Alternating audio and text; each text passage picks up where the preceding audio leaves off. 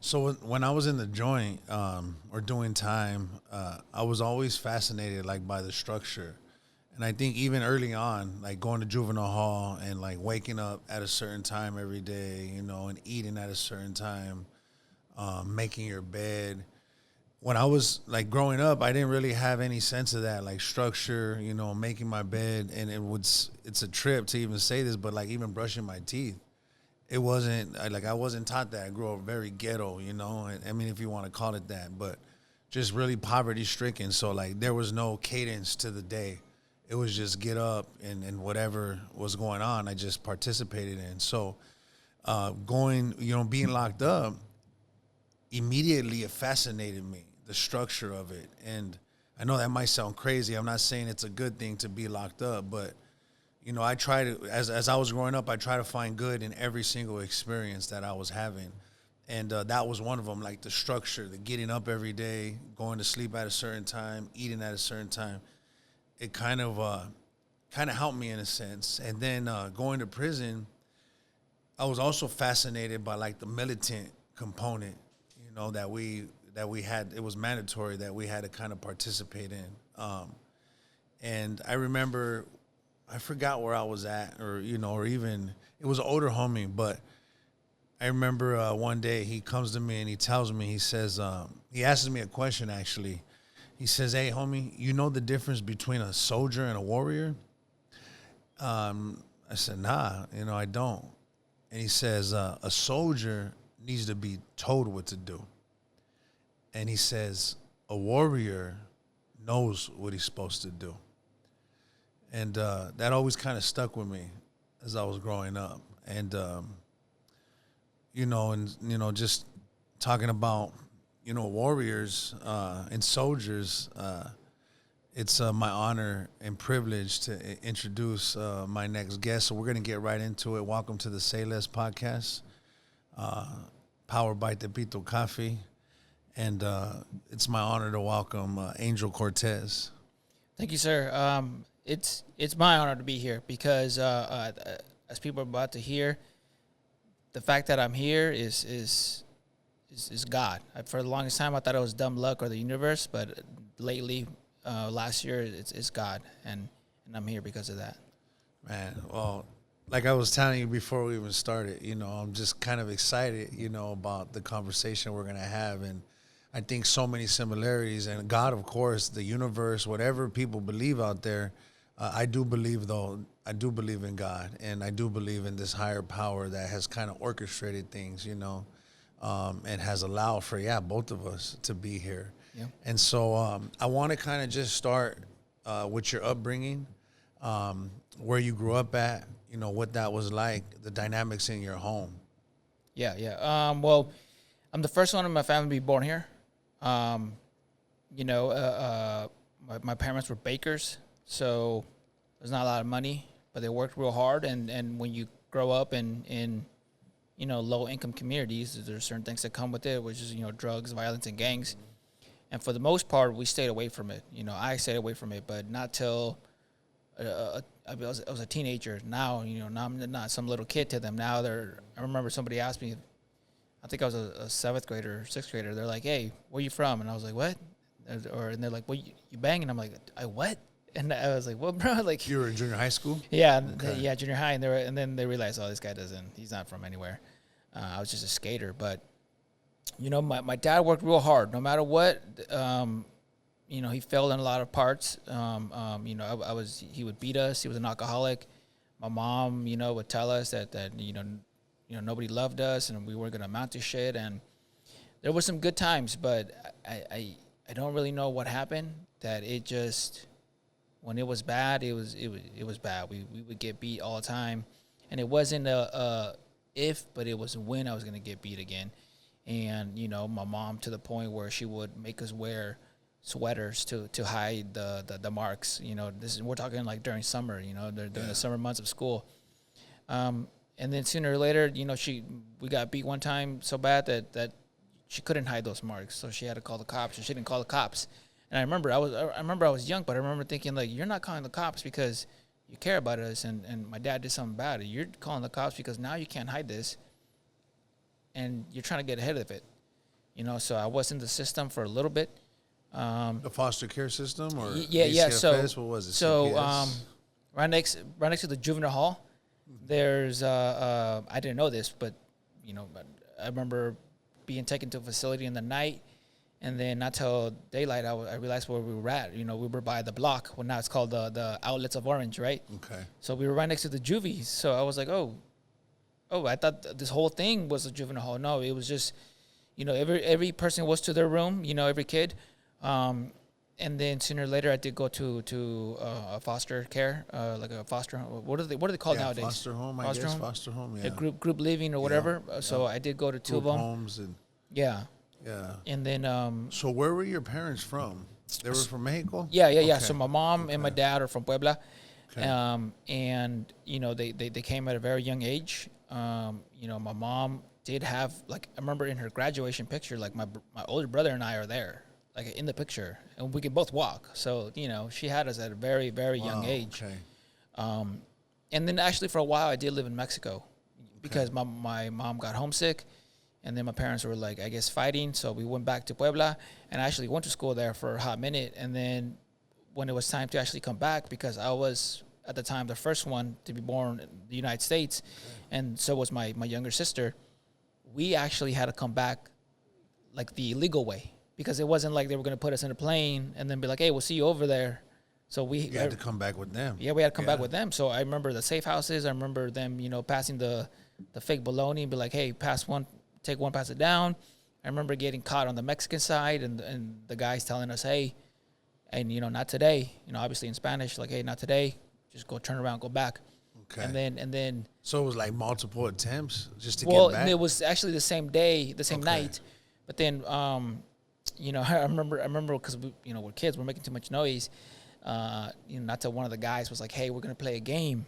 If they catch us, we lose, so we got to be quiet." So then that's how they got us to, like, be quiet. And then I remember all of a sudden we just started running, and then, you know, I go into the back of a truck, and I'm you know, I'm on the floor. All the adults are in the seats, and then I went to an apartment. I slept on the floor. I woke up, and I was in Garden Grove, and you know, watching Superman and eating cereal, and back in the U.S.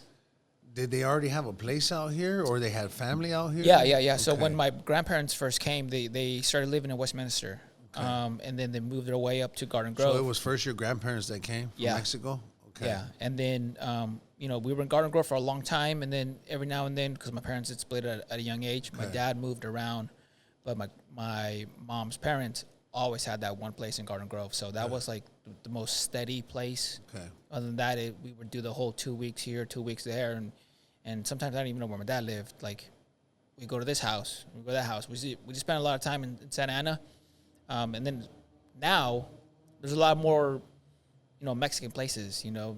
But at the time, you're talking about... At that time, it wasn't, huh? It wasn't. What was Orange County like? I mean, coming from Mexico and then going to Orange County, what was that experience like? I mean... Was it predominantly, like, white people or what?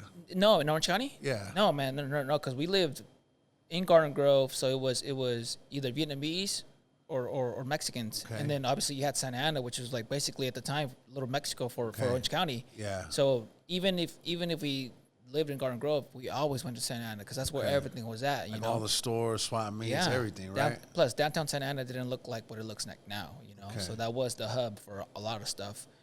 And I stayed out of trouble. I was a skater. I would you know, have the hand-me-downs on my cousins or my friends.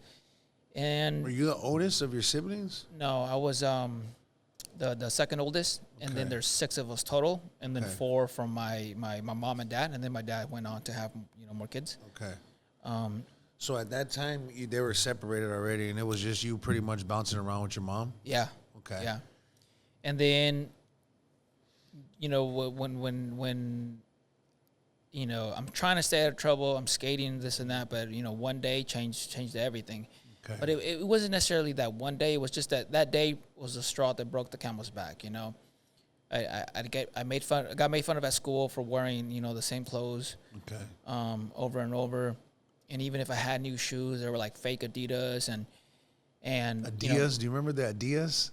where they would like print the shit on it. I remember like all the fake stuff, FIFA, Adidas, And one extra stripe. Yeah, one extra stripe, or it had like two eyes instead of the. Homie, we had all that stuff. Pro Wings. Yeah. Just all the knockoff stuff. You know what I mean? And just my English wasn't that great because everything at the house was Spanish. So Spanish was your first language? Yeah. Then? Okay. So then, I'm trying to learn English, but the only exposure is literally at school. And then when you come home, the radio's in Spanish, the TV's in Spanish, the dinner conversations are in Spanish. So, and plus I've always been a small kid. So one day when one of them some gang member tried to take our skateboard away, I wanted to do something about it, but like my friends were they're skaters, and most of them weren't fighters. And one of the dudes even called me out. They're like, look at him. He looks like he wants to do something. Called you out? Yeah. Yeah. And, then they all laughed. And then I was like, is this really going to be my life? How old were you at that time? 13. Okay. And I was like, man, is this really going to be my life? Like, I'm about to go into high school. I'm an 8th grader right now. I'm about to go into high school. And, the year's ending. So I'm about to turn 14. And I'm like, you know what? We started hanging out with other guys. So we're like, hey, man, we don't like those guys. I was like, hey, I don't like them either. Okay. So this is their rival. Yeah. Okay. And at first I was like, yeah, I just want protection because I want backup. Because I know I can beat some of those guys up one-on-one, but, like, I can't take them all. Yeah. So then I started hanging out with those guys. But what I didn't realize was... what came with all that. Yeah, which was, like, I had backup against those guys, but now I got beef with people that don't even go to the school. I got beef now with adults. So tell me about all that. Like, how did you transition from, kind of being on your own, being a skater, and then now these dudes coming to you, and kind of welcoming you to be a part of them? Like, what was all that like? Tell me about that experience. Well, it was known that, hey, there's like, I didn't know the gangs and I didn't even know the crews, but you can just at school, even though I'm a skater, you can see like there's you've seen the cliques. Yeah, you can see them, and then you can tell when two groups dog each other or whatever. And the one that was all Mexican, I started like talking to them. Okay. And then be like, hey, I just said straight out like, hey, I don't like those guys, and be like, hey, we don't like them either. So, now during lunch would hang out around them. Okay. And then it was with them, and they're like, hey, come to the hood, and I was like, okay, So that was all around 13 years old then. Yeah. So now I'm 14 when I decided like, hey, you know what? I'm gonna go hang out with these guys. And at first it was chill, like, they're like, hey, we got 40s.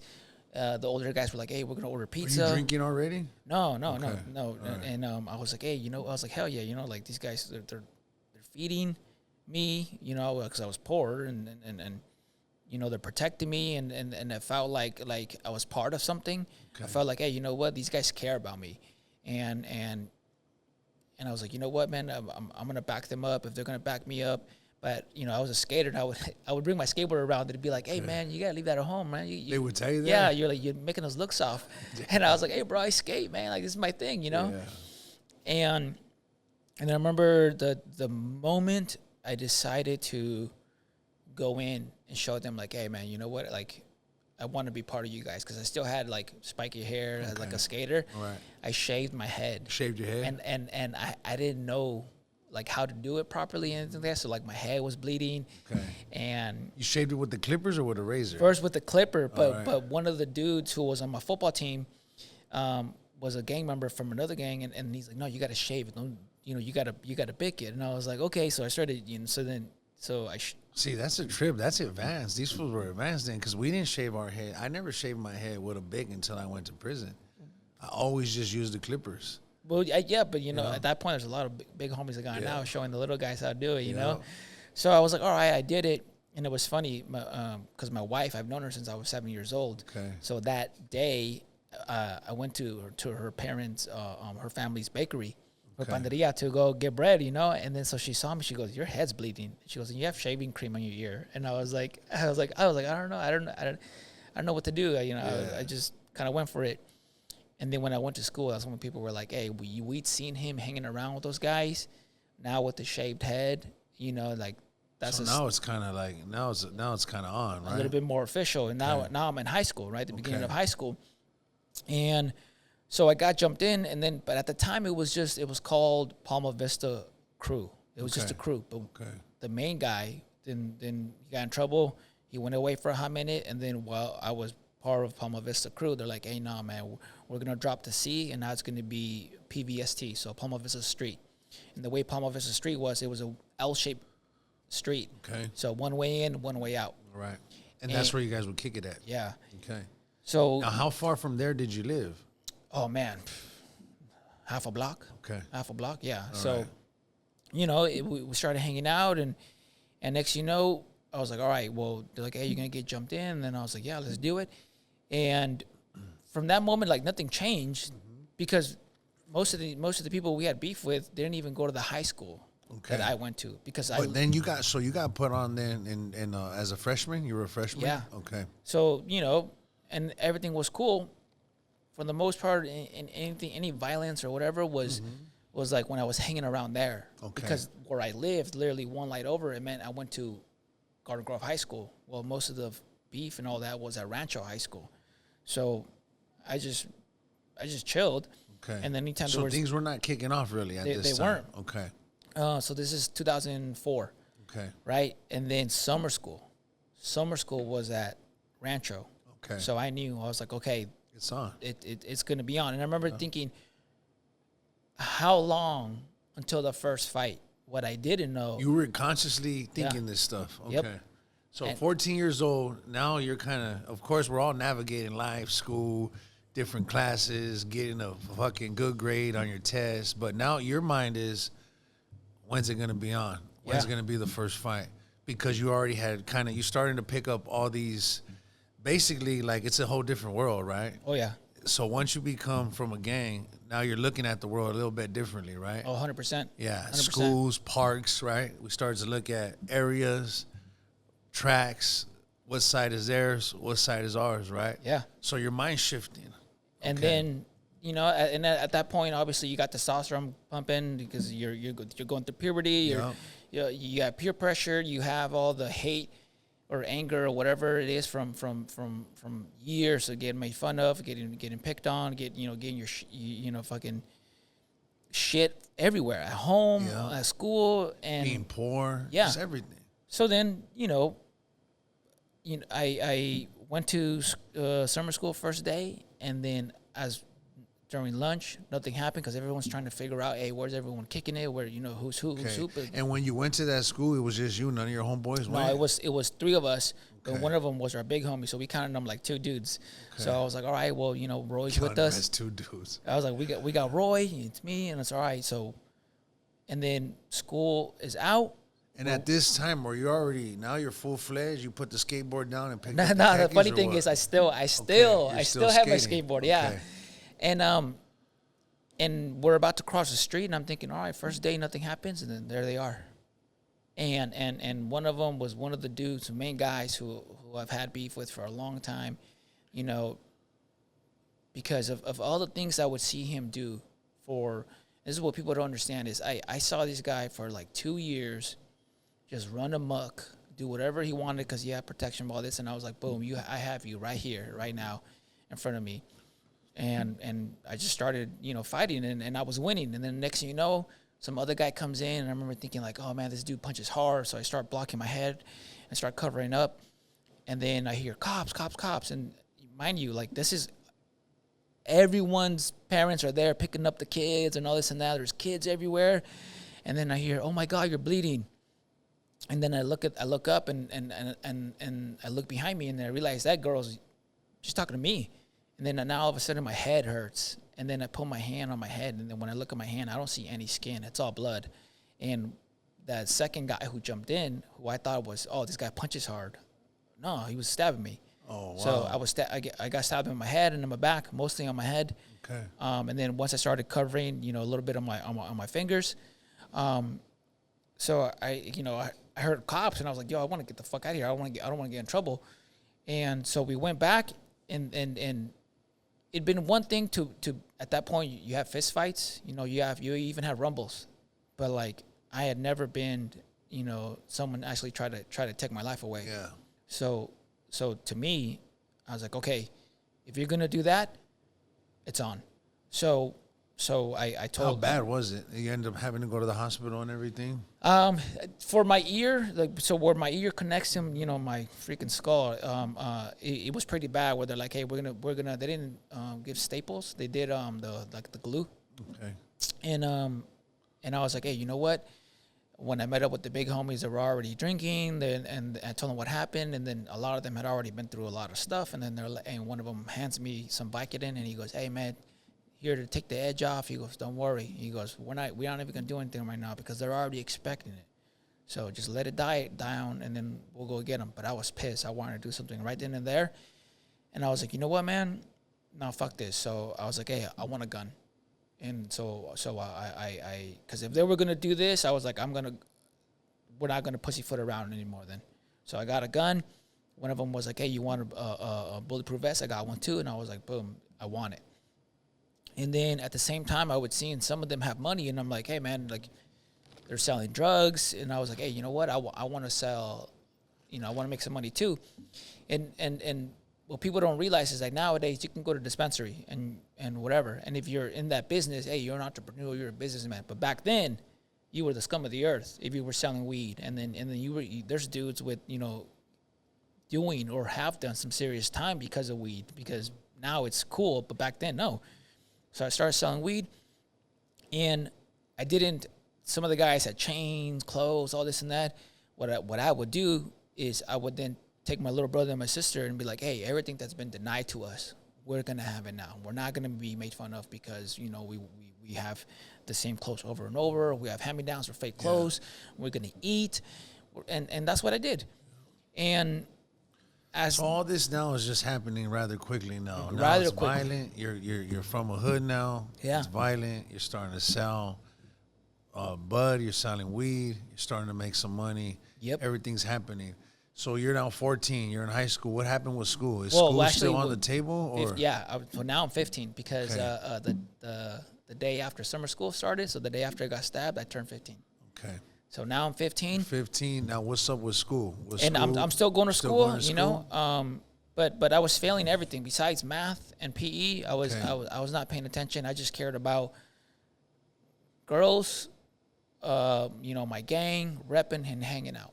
Okay. And back then, was like the military ever on your mind or on the radar ever? Yeah. Yeah, always, okay. Because I grew up, like a lot of first generation guys being told over and over that you are lucky to be born here. You got to do things better because we're here. You got to hit the books. You got to do this. You got to do that. You are lucky because you're born here. It'd be every single day. It seemed like during dinner, lunch. Hey, you're lucky that you're born here. My tios would be drinking and all that, and then they get drunk and they'd be like, you have no idea how lucky you are to be born here, right? So when 9/11 happened, I was a sixth grader. Okay. And I remember at that age already feeling bad that because I wasn't going to be able to go fight. Because the way I saw it was like, hey,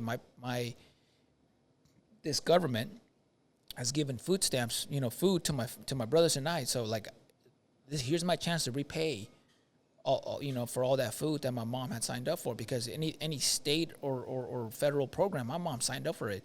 And a lot of the times the only like decent new clothes that we got was because some program gave us clothes before school started. So I remembered all that.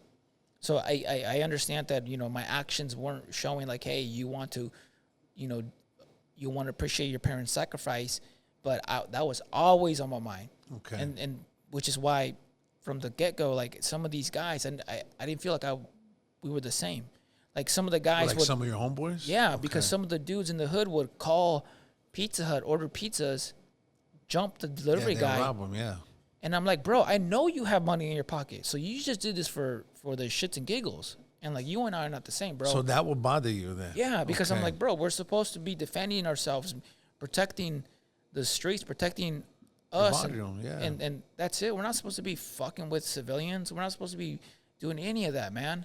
And when I sold drugs, not to justify it, but I wasn't buying rims and cars, any of that. And I was like, I easily could have like, flipped it and made more. But I'm like, I got to feed my brother and my sister now. I got to do this now. So, I all of a sudden, I'm controlling a crew within the gang. Okay. And you had integrity, regardless of you were a gang member or not. You had integrity.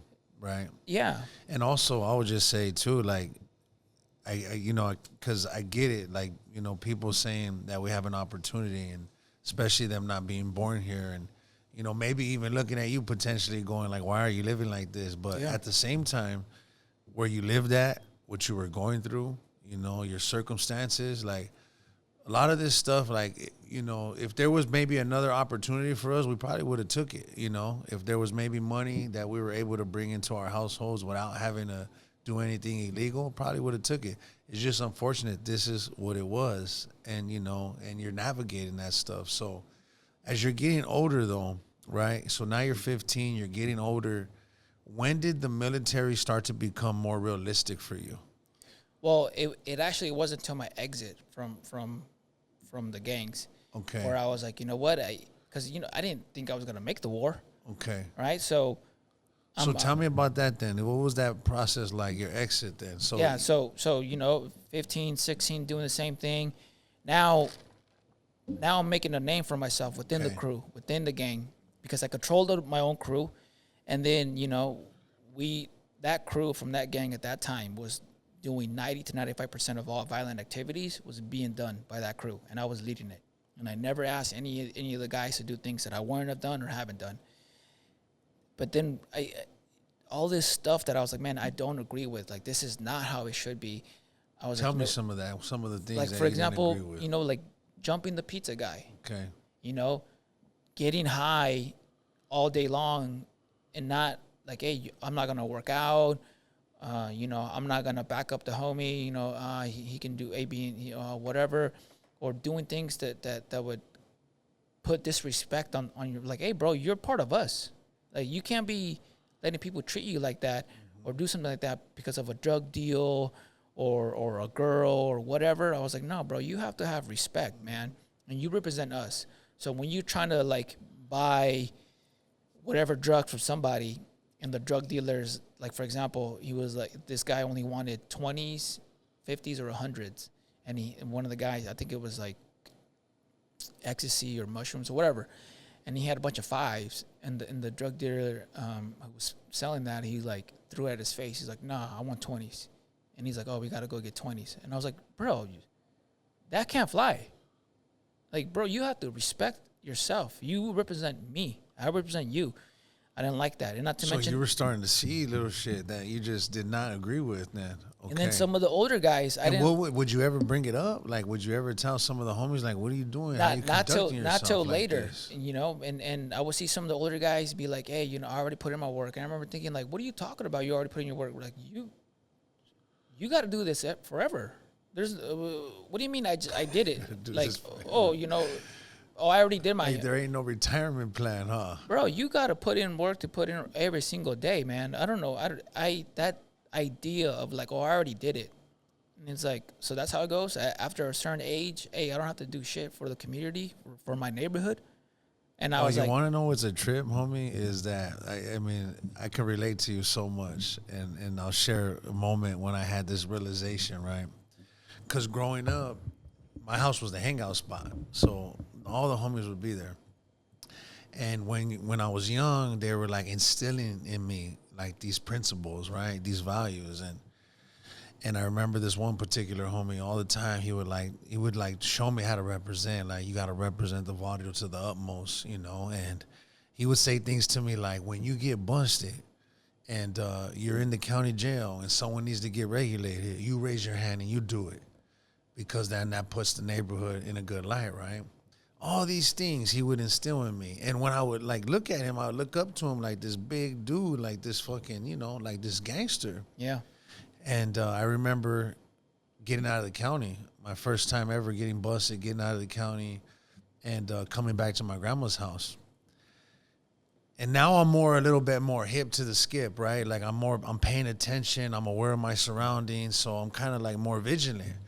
And I would see him every once in a while, he would get up and he would go to the backyard, like out of nowhere, and he was doing it quite frequently. So I remember I'm like, what is this fool up to, homie? Like, you know, what is he doing in my grandma's backyard, you know?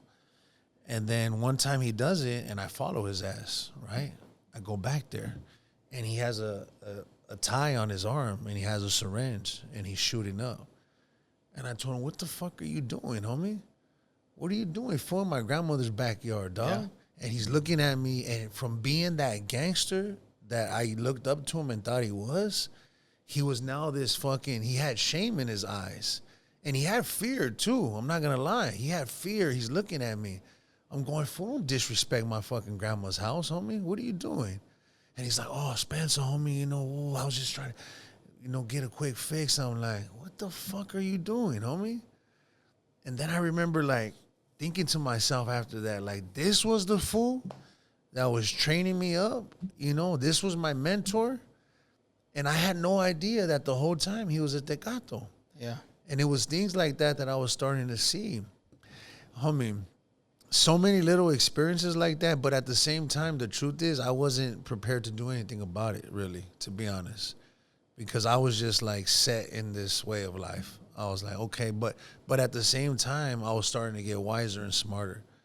Like, I started to see the holes in shit, you know what I mean? Yeah. Like, I started to see just the inconsistencies, you know what I mean? And the contradictions in some of the homies. And I did at a young age, too, start to see that because I had it in my own house, too, with, like, my uncle, like respect and, how, I love him. He's alive and he knows this. We've had conversations about it. Like, he would disrespect my grandma, you know what I mean? And when I was young, I was afraid of him, And then as I got older and as I got bigger, it was like, nah, fool, you're not going to disrespect in this house, Yeah. And he put his hands on me, you know what I mean? And I never thought he would do that. Never thought he would put his hands on me. And I thought, we're from the same neighborhood, so I'm thinking we're going to be stronger together, you know what I mean? Like, you're not only my uncle, but you're my older homeboy too. And things like that were like, it was affecting me. But I really, at that time, I didn't do nothing with it. I didn't make a choice to leave, or I just continued forward regardless. Yeah. But it was shit like that I was seeing. Oh, 100%, and we were a small gang, right? Compared to some of these bigger gangs out there. We weren't there for, many years and had decades of dudes. But I would do as much work as possible, and I felt like they weren't putting in as much work.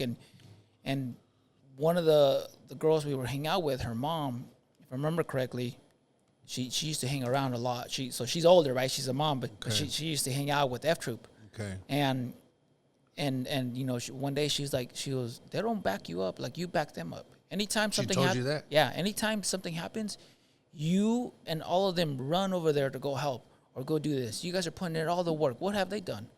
When they shot at this, when stabbing this or that, where were they? But anytime something happens, you guys go over there. You guys are putting the name. You guys are the only thing that's lifting up the name for the most part. And her saying something like that, man, I was like, it got stuck into my head. When Gang Unit would I remember, I remember Gang Unit one time caught us, and I could smell the alcohol in their breath, and they fucked us up. On the Gang Unit? Yeah. They were drinking? Yeah, and then you can smell the alcohol. And then sometimes, I remember when they would sit us down, and there'd be one of them, he's like, hey, what are you guys doing? There's no life, there's no, like, happy ending to this. You're either going to be dead or in jail. When they would talk to me like that, I had this look on my face like, yeah, whatever, fuck you. I'm not listening, but I was. Listening. And I was like, man, this guy's right. He's so fucking right. But I was like, you know what? So how old were you at the time that you started to kind of, like, have more realization that this wasn't for you? Late 16, I'm about to be 17.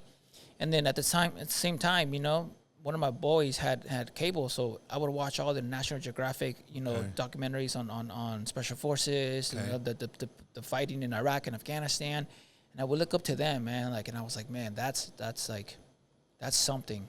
They care for each other. They, look at them. That's warriors, Okay. And I was like, you know what? I was like, man, I think I made the bad call, because and then one of the guys in my homie's house, he's like, hey man, you're like our basically our unofficial leader. And I was like, yeah, I figured, I felt like that, and people told me like, hey, you basically are the leader of the crew. And then it was funny that you said that one of the that he put hands on you, because that's what happened to me. Now 14, 15, 16, now I'm 17, and it's been 14, 15, 16, 17 of running around causing mad trouble and getting away with it. And because I'm a big believer, if you're gonna do something dumb, you got at least try to be smart about it. So I would actually I went to the community center and took CSI classes. Okay. Because they had classes if you wanted to be a nurse, if you wanted to do A, B, and C, and I went to take the CSI classes because I wanted to see what the Like law how enforcement, they were investigating, what they were investigating, what they were looking for. So at this point, I'm also so you're selling. a smart criminal.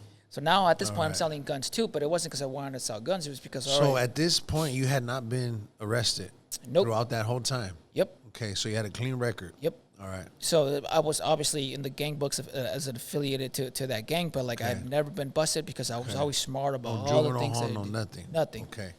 And like, dude, some of them were going in and out, and and they would almost hold that against our heads, like, oh, you know, you haven't done time, whatever. I was like, They bro, would hold it against you. Like, that bro, you hadn't got done caught. time? It's a trip How because is doing that- time is like a rites of passage, huh? like I understand that it's like a rite of passage and there's something to it, but at the same time, I was like, bro, you got caught. How am I fucking not right? You know? No, homie, I could relate to you because as I look back on it now, in retrospect, it's crazy because that was being instilled in us already that you gotta get busted. Yeah. You know, that you gotta get locked up. And I always thought that was so interesting, but at the same time, I believed it. Like I was gullible. And thought to myself, okay, go to juvenile hall. Okay, go to YA. Okay, go to the pen. And that was kind of like, yeah, like a straight rites of passage. But as I look back on it now, like I wouldn't want that for anybody. I wouldn't wish that on my worst enemy, homie. I mean, to get locked up, to be in a concrete tomb. You know what I mean? 100%. But that's why I was like, man, you guys can hold that in high regard, and everyone else around you can look up to you. But you knew it at that time. Yeah. That it wasn't something that you wanted. Yeah, I was like, nope. Okay. I'm never gonna get caught. That's my Okay. goal, is never to get caught. Okay.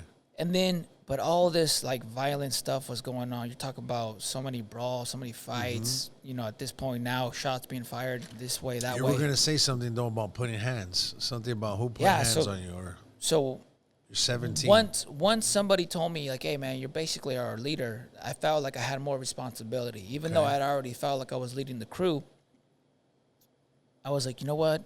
And then now one of the older guys had seen me, hey, this guy's selling drugs, he's selling guns Okay. now.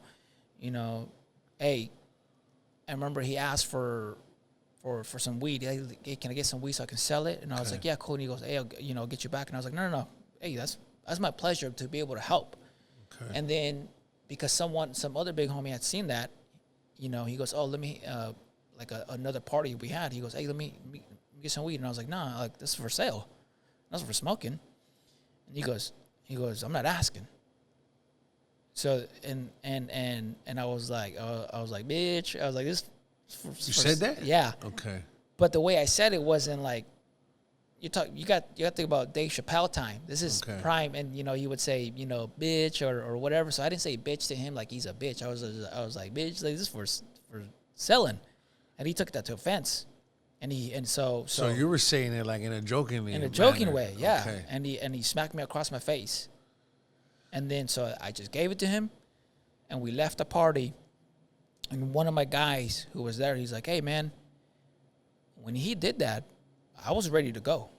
I was ready to back you up and bomb on him. And then all the other guys were like, bro, I was waiting for you, man. I would have followed you.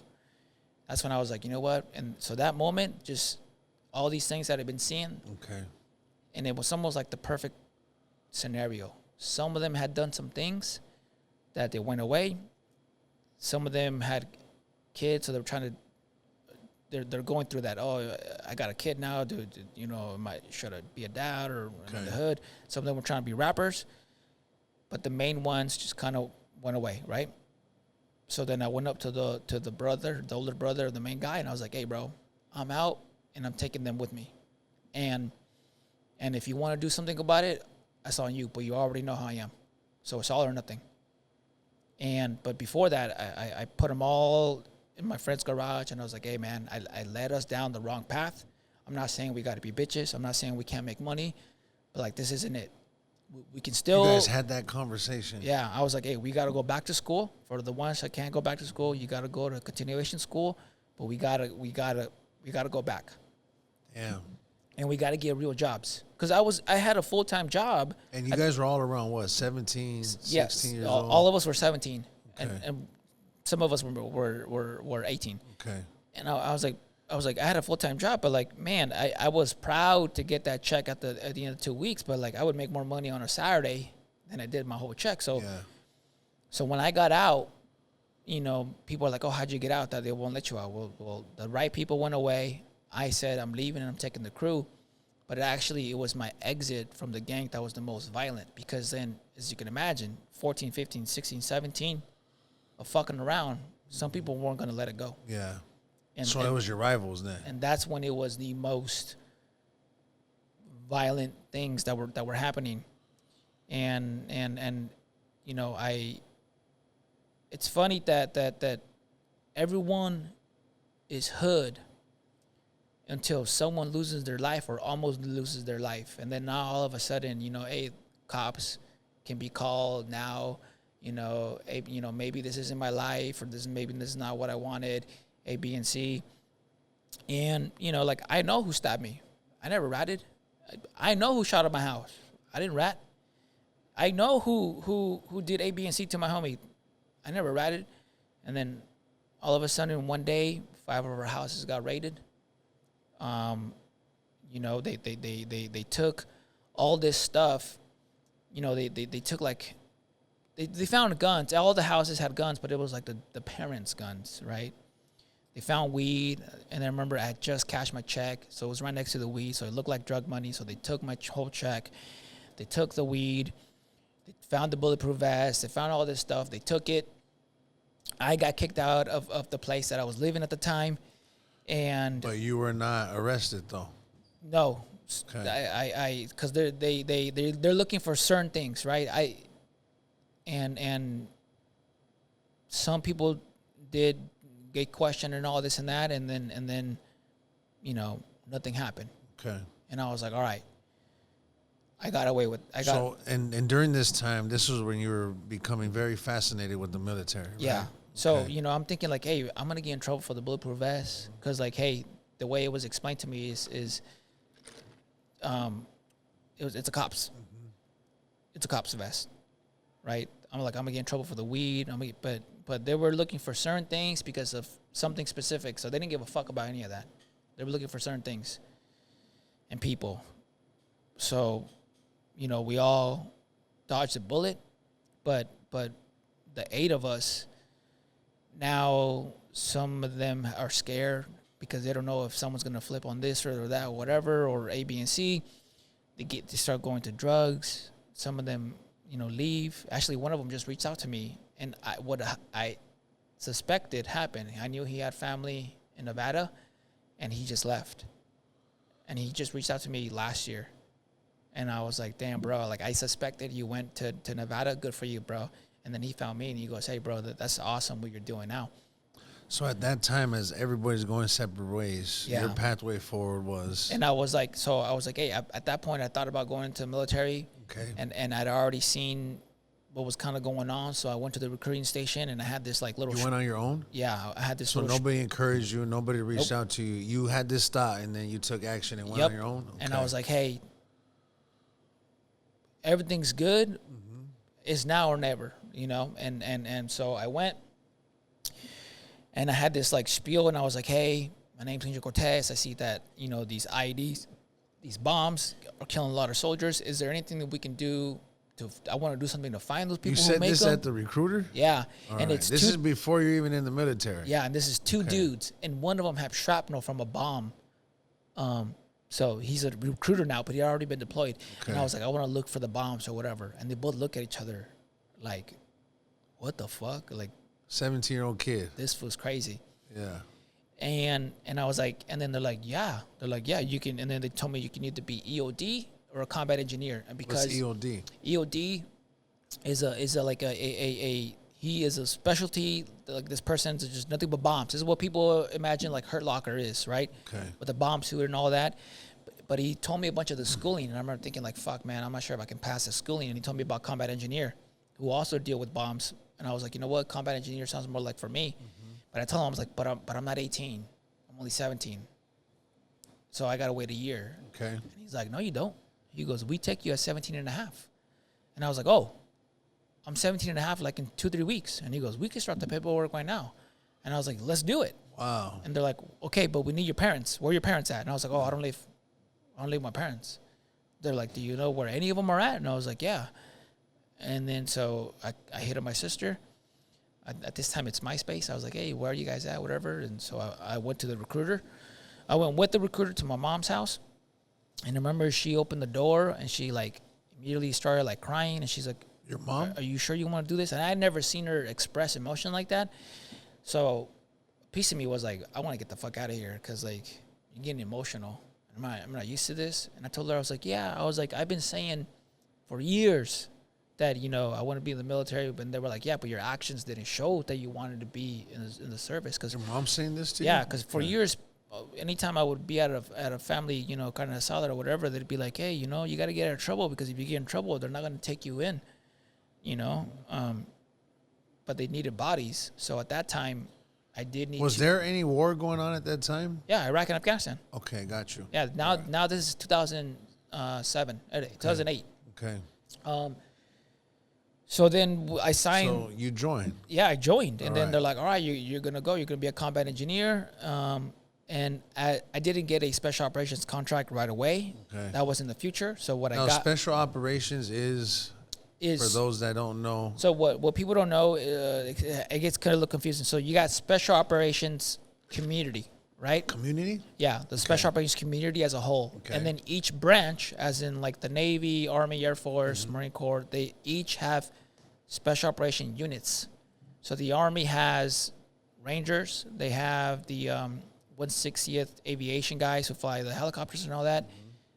You have Special Forces, which are like the Green Berets. And then you have Delta, or CAG, but people mostly know it as Delta because of the movies. So when you join the military, you can't immediately sign up for a special officer. You can, but I just didn't know any better. Okay. And to be honest, at that point, there's no way I was going to be able to make it. Okay.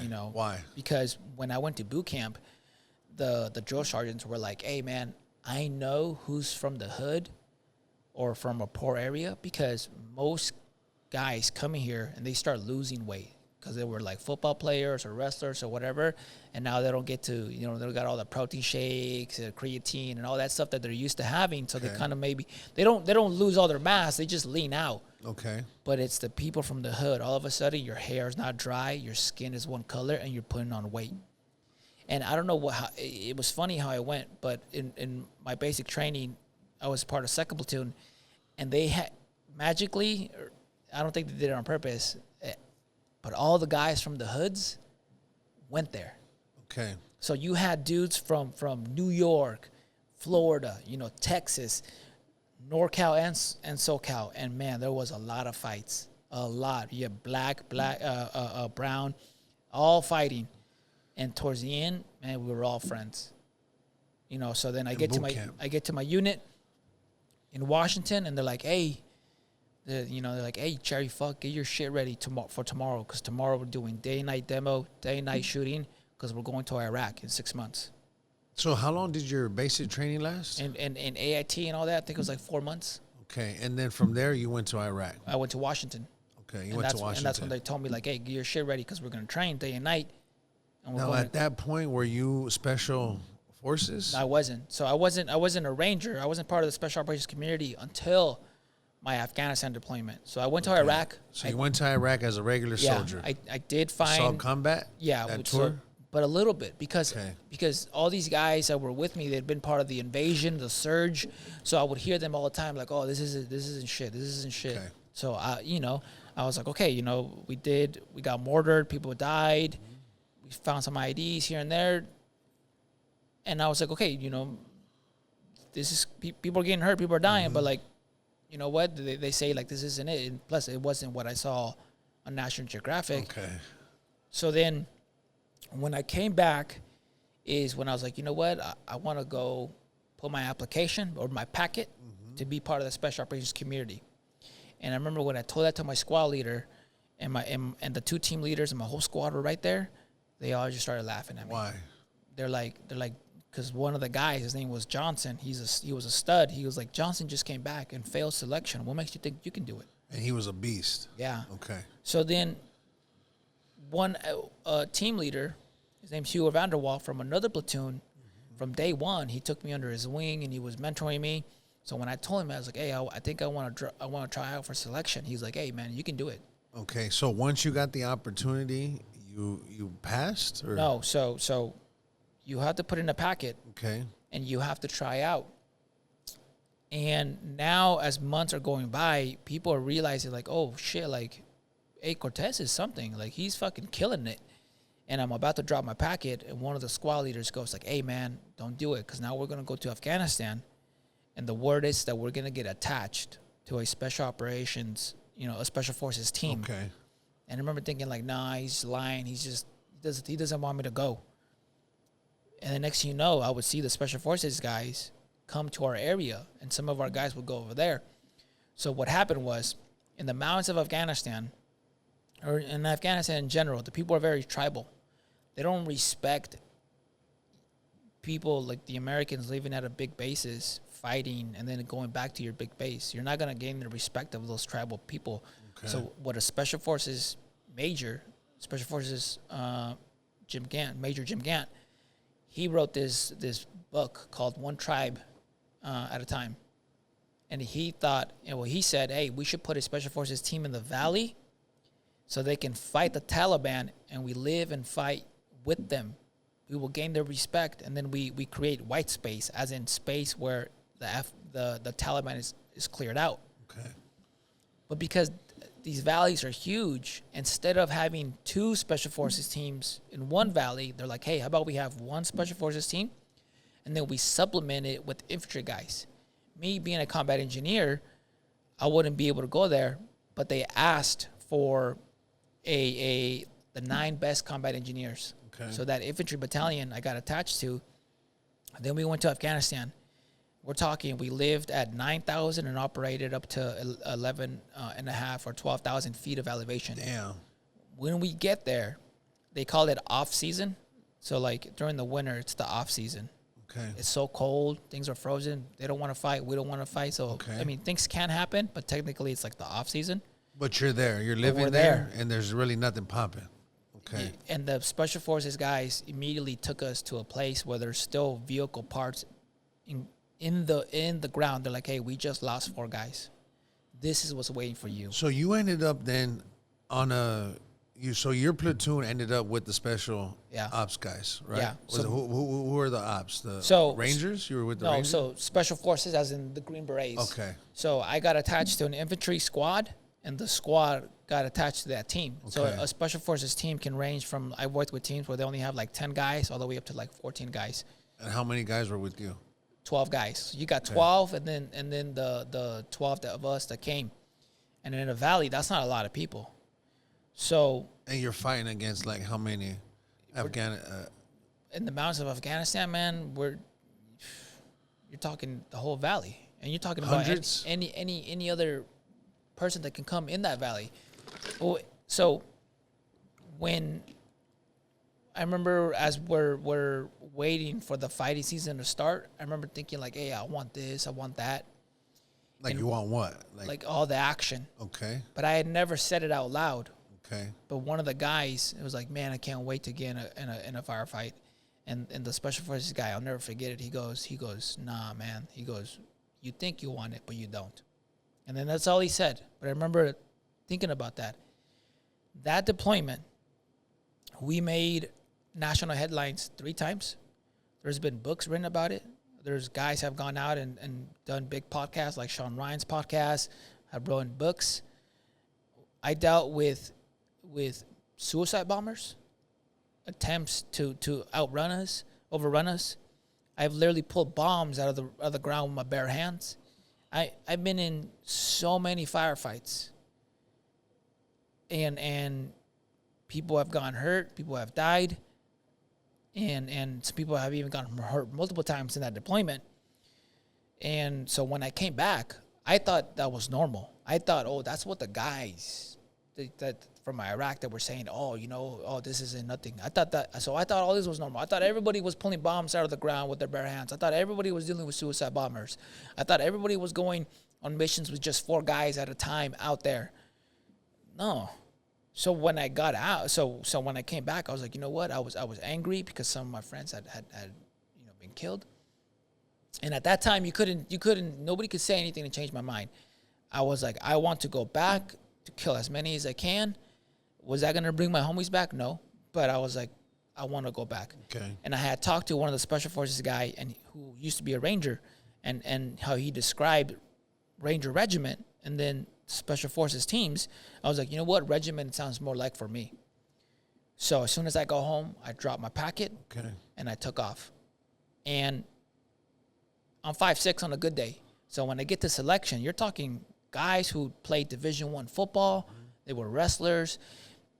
You were talking about specimen. What the average person thinks a special operation guy looks like. I personally think I am the best representation of a special forces mindset because you have famous guys like Jocko, David Goggins, and then even though Tim Kennedy has gotten in trouble, Tim Kennedy, right?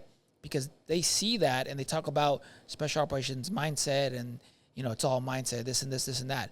But you can't help but think like, yeah, my dude, but look at you. You look like fucking Thor. Okay. But then people look at me and they're like, okay, oh shit. If he made it, if he did all this stuff too, like maybe there's something to this mindset thing. So was it mindset? Yeah, because I remember at selection there was these 2 dudes and I was right next to this some dude from Nicaragua, and he was like, they're like, oh, these guys think they have a chance, and they laughed. I remember thinking like, well, fucking, if you're a betting man, people were probably gonna bet on you guys before they bet on me and him. And then within 2 weeks, those two dudes were gone. They'd already quit. Out. Yeah, they quit. Yeah. Okay. So people didn't know, like, hey man, this guy just fought, for months in the mountains of Afghanistan. I was just some small Mexican. They didn't know your background. No, they're like, oh, this was some small Mexican. So then I passed selection, and when I had to out process for my old unit, all the people that were laughing at me and all this and that, did they shake my hand? Did they, hey, congratulations? Nothing. They ignored me. They looked away. They wouldn't even nothing. No congratulations. Why? No nothing. Because in a conventional unit, right? This is my experience for the most part. You either respect special operation guys, or you hate on them. And if you hate on them, maybe because some of them have been assholes, but you probably hate on them because you see them. So you're talking about the regular soldiers? Yeah, conventional guys. You see them, and it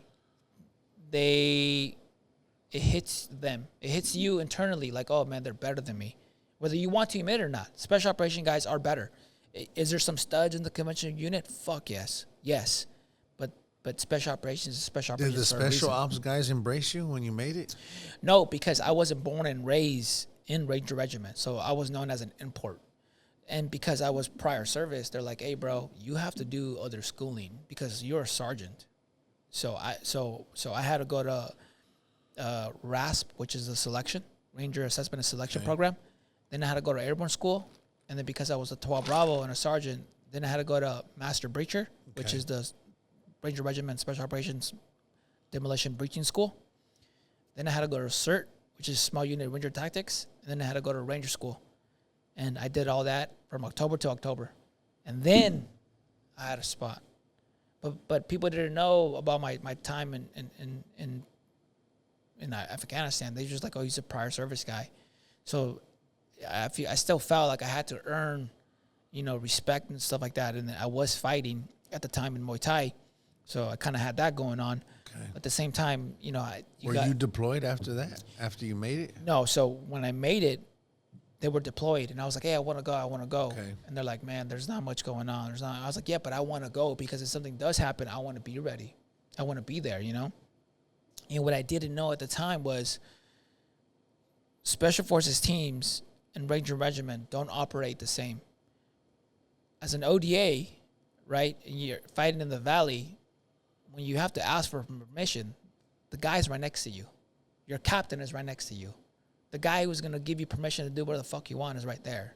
And the way things are written out is that's how it went down. But in Ranger Regiment, it's not like that. You're not living in a house in the middle of the valley where you have mortars, grenade launchers, freaking all this stuff, and then you just fight. You do whatever you want. Write up your reports daily, whatever. That's not how it goes. So did you see more action then? Yeah, with the Special Forces team. So then... With the Special Forces Yeah. team or Yeah, before yeah. you joined? No, the Special Forces team is who I got attached to in Afghanistan. Yeah. So even though technically I was the conventional guy... But you saw more action. With them. Yeah. So then, all these... I missed the deployment, and then because I had a recycle ranger school... Okay. I missed that deployment, and then at that point, I already had my buddies been like, "Hey, bro, you're not missing anything." But like, we have so many restraints and restrictions. Nothing's really going down. And I was like, okay, well, next thing you know, I get a call, be like, "Hey, bro, you're like 9 months out from your 8-year contract, or well, at the time it was 8 years." They're like, "Hey, you gotta get out, or re-up." And just like that, 8 years had gone by. And I was like, damn, well, you know what? They're saying that next deployment, only half the battalion is going to deploy. The other is going to go to train with some other country's special operations unit. The idea of being in the military but not fighting was like foreign to me. Not to mention... But would you say, looking back on it now, that it was a blessing? It was a gift that you were able to see that much action? Or... Yes. Yeah. Yes. It affects people differently. Like, experience matters. The experience there matters because we're not just talking about shooting. We're talking about what combat does to the body and the mind. To the mind. And that was something that you and I started to touch on. And that's something that I actually want to have a whole kind of episode just talking about that. Just really, really, I want to have you back on.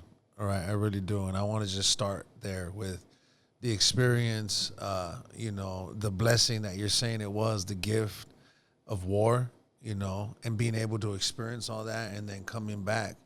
And I want to talk about, when I have you back on, I want to talk about what that did to your brain and also what you did to kind of heal from that stuff. Yeah. But, for the sake of time, I just want to, say again, like, I'm so honored that you're here, and I got to have you back on ASAP, homie, because I think that we can really dive in on a lot of the, like, kind of of course, I didn't experience nothing ever even close to what you experienced, but we all respond differently to trauma, right? And I really, really want to get into an episode where we talk all about that. Yeah. Okay. Oh, I would love to, because it was a ball of emotions of the highest highs and the lowest lows. Okay. So I'm grateful for this opportunity, and whenever I'm ready tomorrow. ASAP. Yeah. ASAP. Yeah. Thank you, homie. Thank you. But also too, before you go, I want to talk about Listo, because you got to stay ready so you don't have to get ready. Yes, sir. So if you want to real quick talk about. So my boy. He's born and raised in Santa Ana, and he's in the plumbing world, right? And one day he asked me, he's like, "Hey, who do you think is the biggest consumer of energy drinks?" And I was like, "Oh, hands down, the military." And he's like, "Nah." And then I did go to college when I got out of the military, so I was like, "Oh, college kids," because I've seen them drink it all the time. And he's like, "Not even close." And he's like, labor.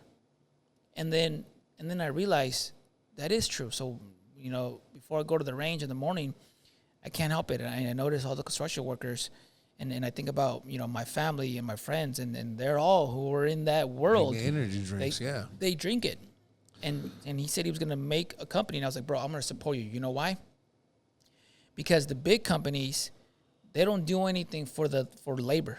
Who do they sponsor? UFC fighters and X Game guys, right? And some of those fighters and X Game guys I do like. But that's not who's giving them a lot of money.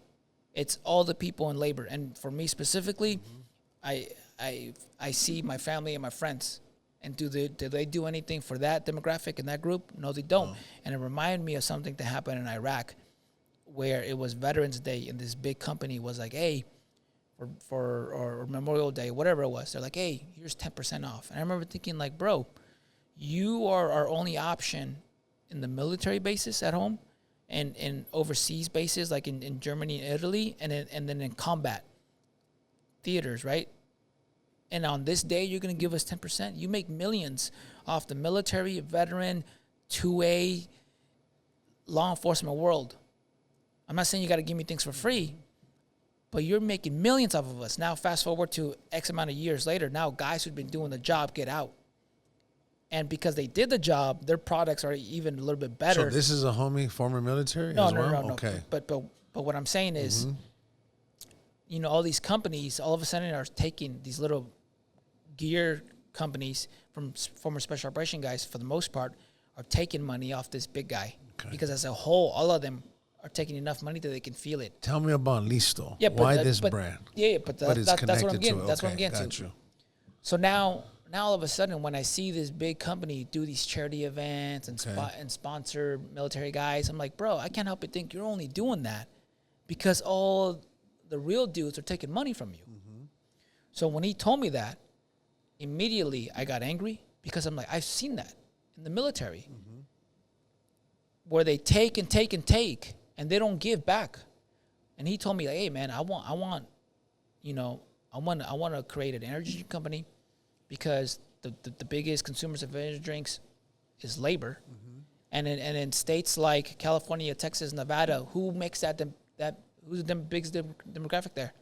Do you see anything doing anything for those people? No, they don't. So I still have that half case of Monster that I had, and I'm gonna keep it there as a reminder, because I told him, I was like, bro, you give me those drinks, I'm gonna drink them and I'm gonna take them everywhere, because guess what? The big fucking companies don't do shit for us. That's right. And so this is Listo. It's an energy drink. Do you got sugar-free options? He's coming out with sugar-free because a lot of people are asking for sugar-free. Okay. So, but right now he's got lime and cucumber, mica, and then sandilla, and then he's gonna come out with the sugar-free soon. All right, everybody, be on the lookout for Listo. And once again, homie, I'm so grateful that you're here. Thank you. Thank you.